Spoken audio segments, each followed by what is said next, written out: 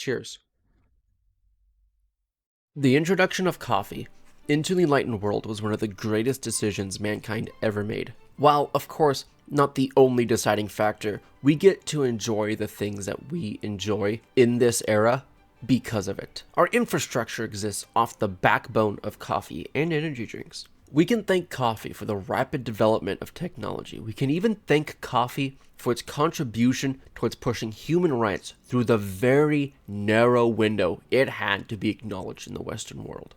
The heart of civilization is allowed to beat past sundown, due in part to the introduction of coffee. I know this is much, so let's pick it apart bit by bit. If you'll allow me, in this short video, I'll explain how this magical bean had so much to do with society today. If you find any of this interesting, please feel free to explore the rest of my page, which I hope continues to allow the spirit of coffee to live on and thrive. This will live on to be the easiest section I've ever had to write. All of you, show of hands, how many of you have had a cup of coffee or an energy drink? Out of those of you that did raise your hands, most of you can attest to the strong boost of energy that coffee can give you. Now, I'm not a scientist, but this information is Googleable, so please fact check me. But this is because caffeine, which is in coffee, binds to the adenosine receptors in the brain, which then blocks the actual adenosine from reaching those receptors, which would otherwise make you tired. For the not nerds out there, coffee make brain go zoom zoom. Zoom zoom bean make zoom zoom juice, making you go zoom zoom when you normally wouldn't go zoom zoom. Are you with me? The astute among you can already understand the advantages this would have on infrastructure. For infrastructure to be efficient, it must be working 24/7, even when people normally sleep. Someone needs to be restocking store shelves at 1 in the morning. Another person needs to be shipping the product that goes onto those store shelves at 11 p.m. All of those buildings need electricity, which means that someone needs to repair the power lines at 3 a.m. just so everything keeps running. Not all of these people are antisocial night owls that blend into the background like me. And even I need coffee to be able to do my job. What does this say then for these people? Something has to get Jeffrey the traffic guy up and moving enough to do his job safely when the truck driver who refuses to drink coffee drives tired and hits his stoplight at 40 miles an hour. No, Stuart, they aren't putting chemicals in your coffee to turn you gay. Coffee is what keeps people up long enough to get the hard work that needs done accomplished, and wakes the other half of its consumers up early enough to fix people's mistakes.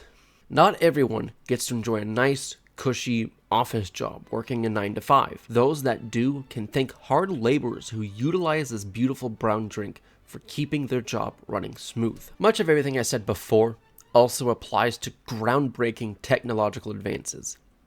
There were no shortage of people who had to, for example, stay up after the office closed in order to solve an equation required to literally send people to the moon in a timely manner, or enter data points for an extremely important research project about global warming, an increasingly urgent issue these days, where accuracy, focus, and attention to detail are incredibly important. Or maybe there's an entrepreneur who is staying up all night reading that research paper so he can turn that data into an actual product people can use to lower their impact on the matter. Hell, in a recent video by Linus Tech Tips on the underwhelming new NVIDIA RTX 4060 graphics card, we learned that the 4060 is incredibly power efficient.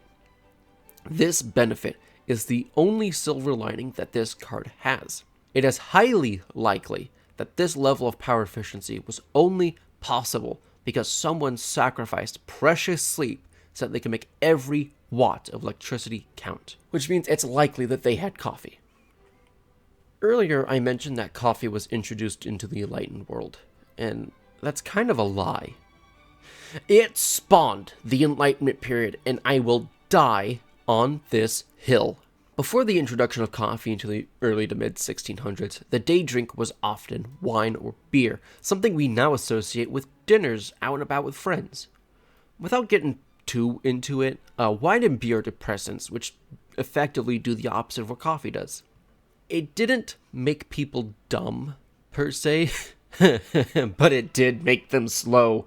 A phrase I am all too familiar hearing at this point. When it did start rising to popularity, it was among scholars and academics who would often stay up late at night studying. To meet this new demand, coffee shops typically started at or around universities to catch their core demographic. This meant that by the time commoners and tradesmen were regularly buying coffee, academics were already frequenting these shops and reading their educational material for quite some time. Eventually, your average man would suddenly be open to having intense and educational conversations with people who were ecstatic that they got to share what they were studying with others. These types of educational conversations were so common that coffee houses were often referred to as penny universities by city folk, as coffee was roughly the cost of a penny or two. This is according to the National Coffee Association of the United States of America. Do you know who was placed at the Westminster School in London during the mid-17th century when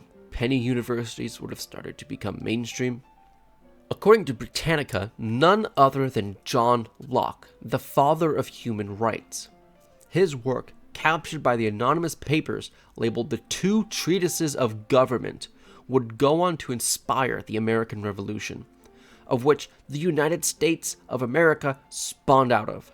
The US would then play a crucial part in pressuring the adoption of human rights by most of Europe and then the world, nearly 2 centuries later, via the UN General Assembly post-World War II. At this channel, I hope to continue in the spirit of coffee houses. Thanks to the introduction of coffee, I can confidently assume that everyone is an expert in at least one thing. Through this process, and hopefully your emulation, I think it is possible for us as individuals to navigate the issues which continue to plague the modern world. I hope to document my journey as I learn how to separate cream from crop and find the path needed to make the world better. Not for myself, though I do take joy in this project, but so hopefully you can do the same as an individual. To take inspiration from Jordan Peterson, if each of us laymen discover learning, we will collectively progress. If coffee can help begin an era of human rights, massive infrastructure, and technology that I seriously can't believe is sitting right in front of me, coffee can too save it from imminent danger.